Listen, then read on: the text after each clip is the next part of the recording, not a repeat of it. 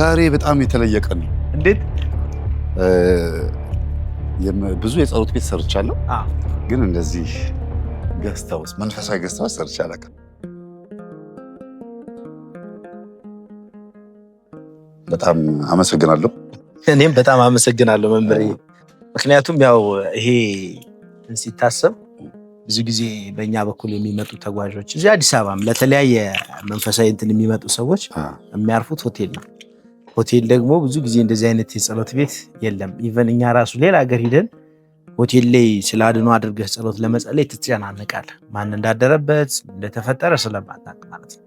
ከዛ አንጻር ነው እንግዲህ ይሄ ገስታውስ የተዘጋጀው። ሰለሞን ወንድማችን ወይም ሰለሞን ተርቢኖስ የአባቱ ስም ተረስቶ እንግዲህ ተርቢኖስ ሆኗል። እኔ ማን ነኝ?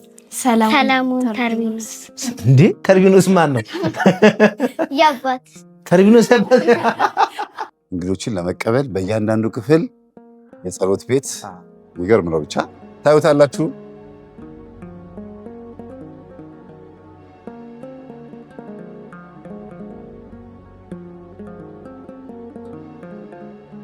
ልክ የሚሄዱበት ቦታ መንፈሳዊ ቦታ እንደመሆኑ መጠን ከዛ ሲመጡ መንፈሳዊነታቸውን ሳይለቁ በረከታቸውን ሳያጡ ነው ተመልሰው መጥተው ተመልሰው የሚሄዱትና እንግዲህ እስቲ ውስጥ ደግሞ ገብተን አጠቃላይ አንድ ሀሳብ ያላቸው ሰዎች በአንድ ህንፃ ላይ መሰባሰባቸው በጣም አሪፍ ነው። በጣም ደስ ይላል። እንግዲህ የመጀመሪያው ክላስ ይሄ ነው። ይሄኛው ክላስ ፋሚሊ ሮብ ነው። ቤተሰብ ሆኖ 5-6 ሆኖ ቢመጡ ልጆቻቸውን ይዘው ባልና ሚስት ሆኖ ቢመጡ እዚህ ቦታ ላይ በትክክለኛው መንገድ ያ ባልና ሚስት የሚተኙበት ነው። እዚህኛው ክላስ ይሄኛው እንትን ደግሞ ሩም ልጆች የሚተኙበት አልጋ ነው። ይሄ አልጋ ማለት ነው። እንደምታየው ሁሉም ነገር የተሟላለት ነው። በጣም ደስ ይላል። ሶኬት አለው። ንጽህናው በጣም ጽድት ያለ አልጋው በጣም ውብ ነው። ሁሉም ነገር ውብ ናቸው። ይሄ እዚህ ጋር ስትገባ ይሄ እንግዲህ ማስተር ቤድሩም የሚባለው ነው። እዚህ ጋር ቃና የሚያስቀምጡበት ነው። ይሄ ሌላኛው ክፍል ነው። ኦኬ እንትን ነው እንዴ? ይሄ የዚህ የማስተር ቤድሩሙ መጸዳጃ ነው፣ ሽንት ቤት ነው። በጣም ንጹህ ጽዱ ናቸው። ማለት ያው ንጽህና መጠበቅ ስላለበት ፋሚሊ ሆነው ለሚመጡ ሰዎች የተዘጋጀ ሩም ነው ማለት ነው። እንግዲህ በጣም ነው የሚያምረው። ደስ ይላል። አሁን የእነዚህ የግል ሰዎች የግል ጸሎት ክፍላቸው እዛ ጋር መሆን ያለበት እዚህ ጋር ነው የሚሰራው። እነዚህ የምታዩቸው በእያንዳንዱ ክፍል የሚለጠፉ ስዕሎች ናቸው። ሜትር በሜትር ከ50 በቂ ነው ለማንኛውም ስራ። በጣም አሪፍ ነው። ይሄ የግል ጸሎት የሚያደርጉበት ነው። እዚህ ጋር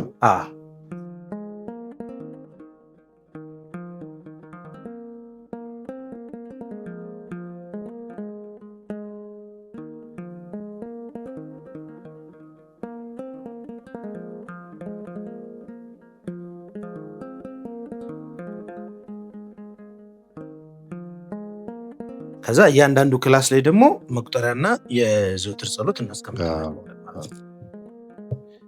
በጣም አሪፍ ነው። ቆንጆ ነው። ሰፊ ነው። ሙሉ ቤት ሰፊ በጣም ነው የሚያምረው። የእመቤታችን ስዕል አድነው መሀል ላይ ያለው እና እስኪ ንገረኝ ስለሱ ስዕል አድነው። አዎ ታሪካዊ ስለሆነ እመቤታችንን ስዕል የጥላይ ነበረ እና እርኩስ መንፈስ እንደሆነ አላውቅም ነበር። ምንድን ነው እሱ? ቀስፋኝ ነው ወንድ ስላልፈቀደችልኝም ወይስ የተሳሳተ ስዕል አሳሳሉን አበላሽቼው ነው? ግራ ነበር የሚገባኝ። በኋላ ነው ስጠመቅ ያወቁት። በተለይ ጻቃሪ ማርያም ጠመቅ ሄጄ በኋላ ነው ስለ መናፍስ በደንብ የገባኝና ከአይኗ መሳል ሲጀምር ከላይኛው አይኗ ማለት ነው መሳል ሲጀምር በጣም ነበር ቀለሙ ሁሉ ያስወጣኝ ነበር። ሚዲያ ላይ በጣም በሰፊው ተናግሬዋለሁ። ብሩሹን ያሰብርና ቁጭ እንደመፈቀ ያስፈቀኝ ነበር። እግሬ እንደዚህ ሰቀየ ምናምን በቃ ስራ ፈትቼ ቁጭ ከዛ ቀይር አሁን ደግሞ እያረኩ ነው ቀለም ማምጣት ይቻላል። እና በጣም ያበላሸኝ ነበር። እንደዚህ ብሽሽት ያርገኝ ነበር። ምንድነው ምክንያቱ ብዬ ከእናቴም ጋር ተነጋግሬ ጻቃሪ ባለም ለሱ በሄድኩኝ። ከዛ ነገሩ ታወቀ። የቅናት መንፈስ ከጓደኞቼ እንደነበረ፣ ስዕል ስስል ደስ የማይላቸው ሰዎች እንደነበሩና ብዙ ስዕል የምስልባቸው ገበያዎች ነበሩና በእጄ ምስላለሁ በባነር ፕሪንት አደረግ ነበርና በባነር ፕሪንት በማድረግ ደስተኞች ያርጉ ታዲያ ነበር። እና እነሱ እንደሆኑ ስሰማ ቀስ ብዬ ያው መቼም በዚህኛው ከተማ ሲያደርሱባቸው ወደዚህኛው ከተማ ሸሸዋል ብለው አንዳንድ ሰዓሊ ጓደኞችን ሸሸዋቸው። ጥሩ ያልሆነ አካሄድ የሚሄዱ የነበሩትን ሸሸዋቸው። አንድ ደግሞ በጣም ወዶ ሰዓሊ ነበረ፣ ተሾመ ይባላል። ተሾመ በላይ እሱ ነው በደንብ ስዕል እንድስል በደንብ ያስተማረኝ እግዚአብሔር ይስጥ በዚህ አጋጣሚ። እና እነዚህን የእመቤታችን ስዕል ስስል ይጥለኝ ነበረ። ለዛ ነው አሁን አሳምሬ ከተፈወስኩ በኋላ እንደምታየው ውብ ልጅ በእጅ የተሳለች እና ከቀን ወደ ቀን እየተሻሻልኩ መጥቼ እንደዚህ የሰራሁት። ይሄኛው ተመሳሳይ ነው። ይሄኛው አንድ ክላስ እንግዳ ስላረፈበት ነው። አሁን ሜትር ከአልጋ ነው፣ ባልና ሚስት ሆነው የሚመጡ የሚያድሩበት ነው። ይሄኛውም ደግሞ እንደዚሁ በተመሳሳይ አንድ ሰው ብቻውን የሚያልፍበት ክላስ ለአንድ ሰው ነው። ለአንድ ሰው ሀረግ ይባላሉ። እነዚህ እያንዳንዳቸው ኮለም ላይ ነው የሚሆኑ። ይሄም ጥንቅጥ ላይ ነው እና እነዚህ ቅዱሳን ሰዎች ናቸው። እዚህ ጋር የሚለጠፈው እነዚህ ቅዱሳን መላእክት ናቸው። እዛ ጋር የሚለጠፈው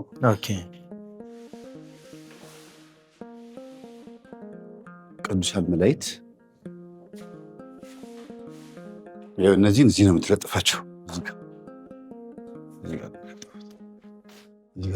ይሄ ደግሞ ትልቁ ነው እና እነዚህ ከብዛ ታወጣቸው እዚያው የሚለጠፈው ብቻውን ሆኖ መጥቶ የሚያርፍበት ራሱን የቻለ ሽንት ቤት ሻወር ያለው በጣም ዘመናዊ የሆነ ክላሶች ናቸው እነዚህ። እንግዲህ ይሄው እንደተባለው ይሄ ራሱን የቻለ ሻወር፣ ሽንት ቤት፣ መጸዳጃ ምናምን በደንብ ራሱን የቻለ ማለት ነው። አሁን እንግዲህ እዚህ ቤትም ራሱን የቻለ አንድ የጸሎት ክፍል አለ ማለት ነው። አንድ የምንሰራው የጸሎት እዚህም አንድ ዲያው እዚህ ግድግዳ ላይ ሜትር በሜትር ከምሰ እዚህ እንሰራዋለን።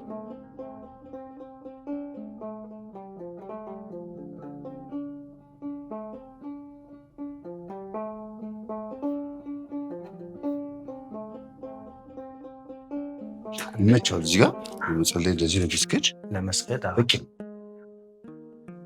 በጣም ቆንጆ ቦታ።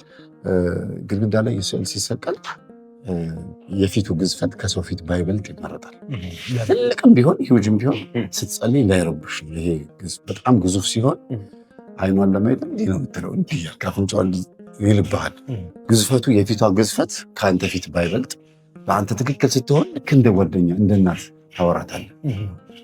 ገባር በዛ ልክ ነው እንዲሆን የሚፈለገው እና በጣም ሂውጅ የሆነ ግድግዳ ላይ እንኳን ብትሰቅለው የፊቷ ግዝፈት ወይም የሁሉ ስላሴ ፊታቸው ግዝፈት ከሰው ፊት ባይበልጥ ተብሎ ይመረጣል። ለዚህ ነው ስላሴ ስዕል አይተህ ከሆነ ቤተ መቅደስ ላይ የፈለገ ትልቅ ቤተ መቅደስ ቢሆንም ስላሴ ስዕል ግን የፊታቸው ግዝፈት ከሰው እንዳይበልጥ ስለሚፈለግ መሀል ላይ አነስ ብለው ነው የሚታዩት።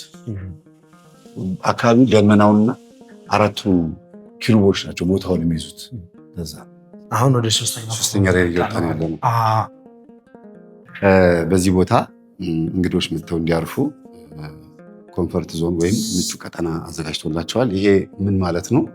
ሰው መጸለይ ፈልጎ ማድረግ እየቻለ መምጣት እየቻለ ግን ሰላሙን የሚያጣበት መንገድ እንዳይፈጠር፣ ሰላሙን እንዲያገኝ ሰላሙን የሚያገኝበት መንገድ እንዲፈጠር ያዘጋጀው ቦታ ነው። በጣም ጽድት ያለ ነው። በጣም መንፈሳዊ ስዕልን የሚስሉ ሰዎች በጣም የተመረጡ ሰዎች ናቸው ይባላል እና ለምንድን ነው ይሄ የሆነበት ምክንያት? መንፈሳዊ ስዕልን የሚስሉ ሰዎች፣ ታቦት የሚቀርጹ ሰዎች፣ ቤተክርስቲያን ዲዛይን አድርገው አርኪቴክቶች አላ እንደዚህ መንፈስ ቅዱስ አመልክቷቸው ነው የሚሰሩት ይባላል። ራሱ ሲሰሩት አሁን ለምሳሌ ይሄ ጊዮርጊስ እንደዚህ ሆኖ አላየ ነው፣ ግን ታሪኩን መጽሐፉን ታነበውና ቅዱስ ጊዮርጊስ በፈረስ ላይ ሆኖ መጥቶ ቤሩታዊትን እንደዚህ አዳናት። ቤሩታዊት ማለት እድሜዋ 17 ዓመት የሆነች በየዓመቱ ለዘንዶ ከሚሰጡ ሴቶች መካከል አንዷ ነች ተብሎ ተጽፏል። የተጻፈውን ነገር ኢማጂን አድርጎ ስዕል የሚስል ስለሆነ ያ ሲያስብ መንፈስ ቅዱስ ያሳስበዋል። መቁጠሪያ ይዘው አጋንንት ሲቀጠቅጡ ወይ የሆነ ከድንጋይ ውሃ ሲያፈልቁ አባ ሊባኖስ የአቡነ ተክለ ሃይማኖት በአንድ እግራቸው ቆመው ታሪኩን ጽሑፉን ነው ወደ ስዕል የሚገለብጠው። መንፈስ ቅዱስ ያመለክተዋል ሲሰራ። ስዕል እያየ አይደለም የሚገለብጠው፣ ጽሑፍ እያየ ነው የሚገለብጠው። አንዱ ያ ነው። ሁለተኛ ነገር ደግሞ ስዕሉ ከመሳሉ በፊት አቡጀዲው ላይ ብፁዕ ጨርቅ ላይ ይጸልያል።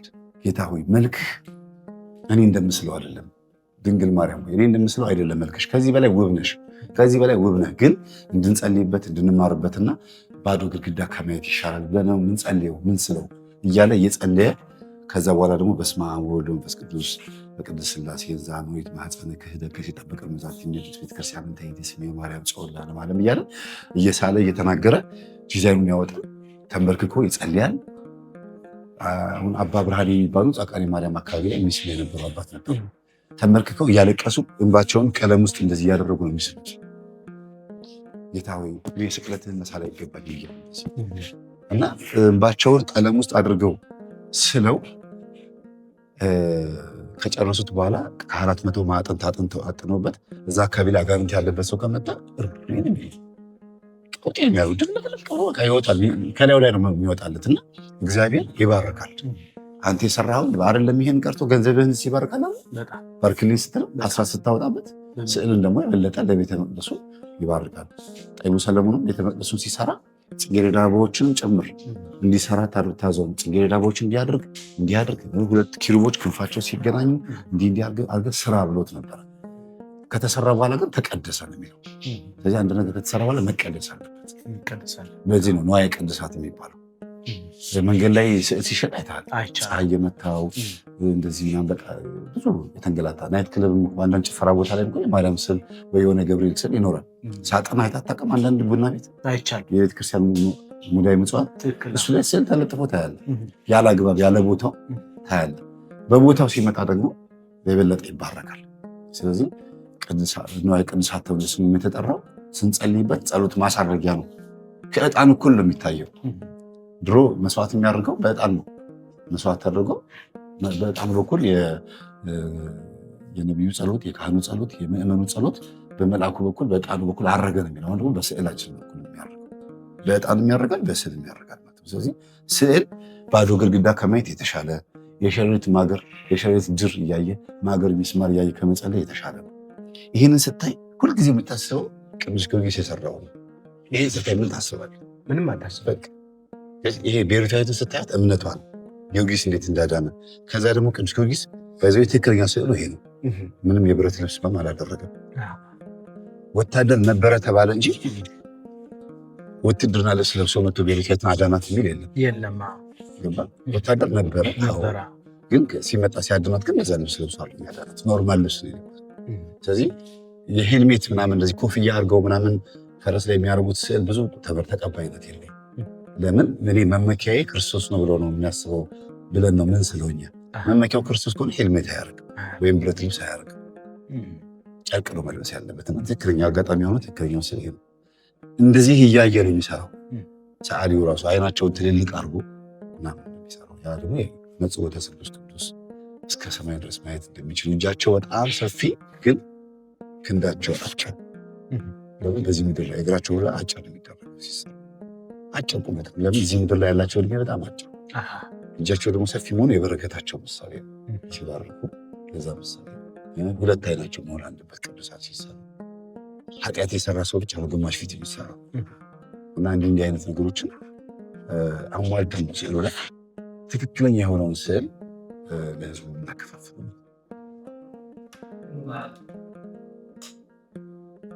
ይሄ በተመሳሳይ እንደዛው ነው። እንደዛኛው እንደታችኛው ክላስ ነው። ራሱን የቻለ ሻወር ሽንት ቤት አለው። እኔ በጣም ደስ ያለኝ ሀሳቡ ደስ ይላል። ከዛ ውጭ ግን ጸበል ለመሄድ ሱባኤ ለመግባት እንዲሁም ዘመን ለመጠየቅ በየትኛውም አጋጣሚ ከውጭ ሀገር ወደ አዲስ አበባ ስትመጡ እንዲህ አይነት ቦታ ማረፍ ምን ያህል ሰላም እንደሚሰጥ የምታውቁት ስትመጡ ነው። ከዛ የሰፈሩ ጸጥታ ብቻ አይደለም፣ የቤቱ ጸጥታ፣ ምግብ በሰዓቱ፣ ጸሎት በሰዓቱ፣ እንቅልፋችሁንም የሚነሳችሁ ነገር የለም። ማታ ማታ ከእንቅልፋችሁ ተነስታችሁ መታችሁ እንደው መጸለይ እንኳን ቢያቀታችሁ መታችሁ የምትተክዙበት ቦታ መኖሩ ራሱ ደስ ይላል። የጫማ ነው ይሄ የጫማ ማስቀመጫ ነው። ጫማ የሚያስቀምጡበት ነው። እዚህም የጸሎት ቦታ እዚህ ጋር ነው መሆን ያለበት። አዎ እዚህ ጋር ሜትር በሜትር ካልቻ ይሄ በቂ ነው።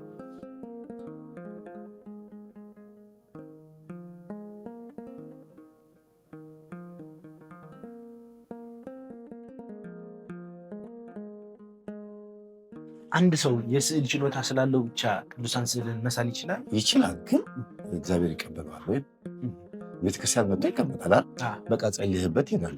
የአንተን ጸሎት እግዚአብሔር የሚሰማ አንተ እንደምትጸልየው አንተ ልብህ ንጹህ ከጸለይከው እንጂ ሁሉም አሁን ቤት ሲቃጠል ወይ ህንፃ ሲፈርስ በብዙ ጊዜ ቤት ሲቃጠል ስዕሎች ተረፉ ይባላል። እግዚአብሔር የፈቀደለት ሰዓሊ ያስቀምጥ ወይም ደግሞ ጸላዩ ሰው የዛ ቤት ውስጥ የሚጸልየው ሰው ስዕሉን ባርኮታል በጸሎት ገብቷል። ስለዚህ ሰዓሊው እንኳን ዱርዬ ሆኖ ወይም ጥሩ ባልሆነ መንገድ ኃጢአተኛ ሆኖ ቢስልም አሳሳሉ ትክክለኛ አሳሳል ከሆነ ያቺ የምትጸልየዋ ሴት ወይም የሚጸልየው ሰው ስዕሉን ሊባርከው ይችላል። ስለዚህ ጉዳዩ እግዚአብሔር ፈቃድ ላይ ቸርነቱ ላይ።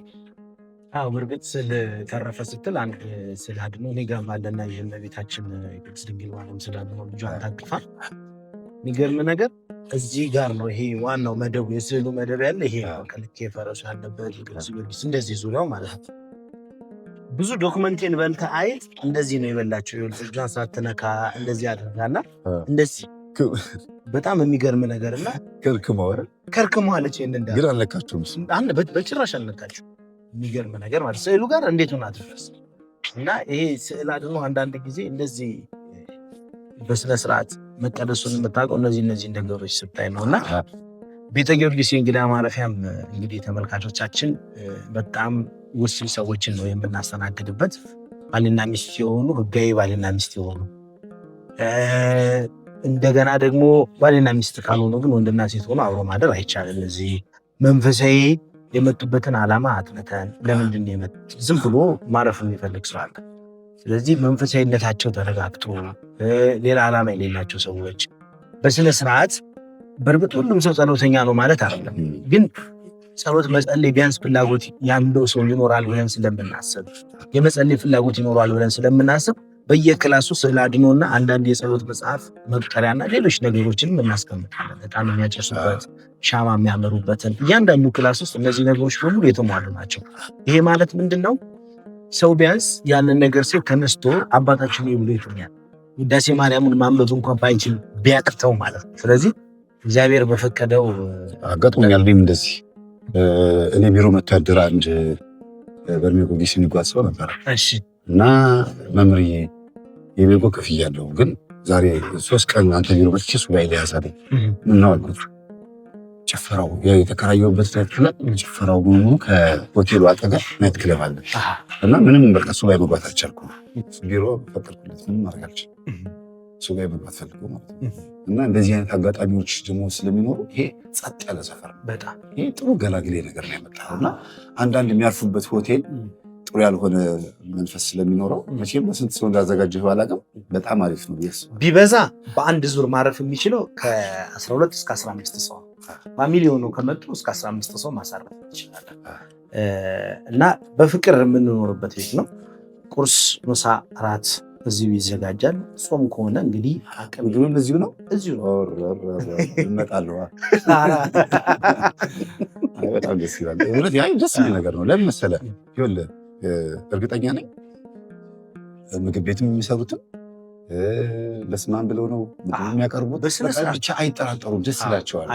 ቄደር የማያስፈልገው አይነት አሰራር ነው የሚሰራው። በሚገባ ምንም ጥርጥር የሌለው ንብረታቸው ሴኪዩር ማለት በቃ እያንዳንዱ ፓስፖርት፣ ንብረት፣ ሻንጣቸው፣ ገንዘብ፣ ሌላም ነገር ይዘው መጥተው መንቀሳቀስ የማይፈልጉ የሚበቃቸውን ብቻ ይዘው ሊሄዱ ይችላሉ። ሌላው ትልቁ ነገር ምንድነው? ከኤርፖርት በጣም ቢበዛ ክራውድድ ከሆነ መንገድ 15 ደቂቃ ነው የሚፈልግ ክራውድድ ነው። ከዛ ውጭ በ10 ደቂቃ ውስጥ የምንደርስበት ነው። ቀጥታ በማንኛውም ሰዓት ሲመጡ ኤርፖርት ላይ ጠብቀን የምንቀበላቸው እኛ ኤርፖርት ማለት ነው። እዚህ መኪናም ተዘጋጅቷል። የትም ቦታ መንቀሳቀስ ሲፈልጉ ደግሞ መውጣት ሲፈልጉ ምንም ችግር እሱንም ራሱን የቻለ አገልግሎት የምንሰጥበት። ስለዚህ ሰዎች እዚህ ሲመጡ ሙሉ ለሙሉ መንፈሳዊ ገደምዳሜ አንዳንድ ሰው ገደምዳሜ ምንም መቼም ውጭ ሀገር የመጣ ሰው አንዳንድ ጊዜ እዚህ መጥቶ ኢንጆይ ማድረግ የሚፈልግ ሰው አለ። እዚህ እንደዚህ አይነት ነገር አይቻልም። የመጡት ለመንፈሳዊነት ነው። መንፈሳዊነትን ብቻ አስጠብቁ መሄድ ነው ያለባቸው። እሺ፣ ዋናው ቦታ መተናል። እንግዲህ ዋናው ክላሳችን ይሄ ነው። አይታወቅም 30 ሰው ቢመጣ ከ30ው አንዱ ልቡ ንጹህ ሊሆን ይችላል። ስለዚህ የዛን ሰው ቅድስና ማጥፋት ሊሆን ይችላል። እዚህ ቤት ላይ ትልልቅ አባቶች እንግዶች ሊመጡ ይችላሉ። እናንተም እየመጣችሁ ልታስተምሩ ትችላላችሁ። ስለዚህ እንዲህ አይነት ሁኔታ ያለበት ቤት ላይ ሌላ ነገር ማሰብ ምን ነገር በፍጹም አይቻልም ማለት ነው እና ፕሮዲዩን ለማስጠንቀቅ እወዳለሁ። እየደወላችሁ ሪዘርቭ አድርጉ። በቤተ ጊዮርጊስ የእንግዳ ማረፊያ መታችሁ ተመዝግባችሁ ማረፍ ለምትፈልጉ እንግዶቻችን 0918181867 ወይም 0910101073 ላይ ደውላችሁ መመዝገብ ትችላላችሁ። እዚህ ክላስ ውስጥ የህብረት ጸሎት ማድረግ ይችላሉ። ከክላሳቸው ውጭ ደግሞ ወጥተው እዚሁ ጸሎት ቤቱ ላይ መጥተው ሁሉም በግላቸው ጸሎት ማድረግ ይችላሉ። ይሄ የጋራ የህብረት ጸሎት የምናደርግበት ቤት ነው። እንግዲህ ሰዎች እንደዚህ በርከት ሲሉ ደግሞ አንተም እየመጣ ተማሪዎች አንድ ቦታ ሰብሰብ ማለታቸው አሪፍ ነው። በጣም ጥሩ ነው። እንደዚህ ተመሳሳይ ሀሳብ ያላቸው ሰዎች አንድ ቦታ ስታገኛቸው ለሁሉ ነገር ይመቻል። ለምንም ለመማማር ለምክር አገልግሎት ለሁሉም ነገር ስለሚመች እንግዲህ የጸሎት ቤታችንን ይኸው እየሰራን ያለ ነው።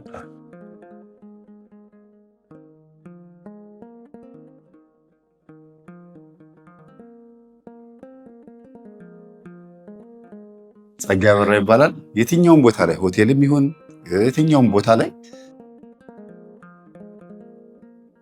ይህንን ቪዲዮ ያየ ሰው በሙሉ ያዘዋል ብዬ አስባለሁ። የጸሎት ክፍል እናስራለን ብሎ ያዛል ብዬ አስባለሁ። በአጠቃላይ በየትኛውም አይነት ነገር ዲዛይን አድርግ ብላችሁ ብትሰጡት ዲዛይን ያደርግላችኋል። ስለዚህ ጸጋይ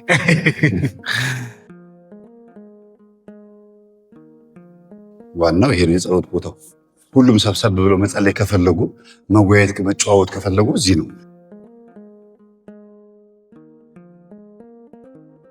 እንደዚህ ያስዋበልንን ኤፍታህ መዝሙር ቤትን ከልብ አመሰግናለሁ። እናንተ መታችሁ ደግሞ ጸሎት አድርጋችሁ እዚህ ቤት ላይ ቆንጆ የሆነ በረከት ይዛችሁ ስትሄዱ ደግሞ ደስታችን እጥፍ ድርብ ይሆናል ማለት ነው። መልካም ዕረፍት፣ መልካም ጸሎት።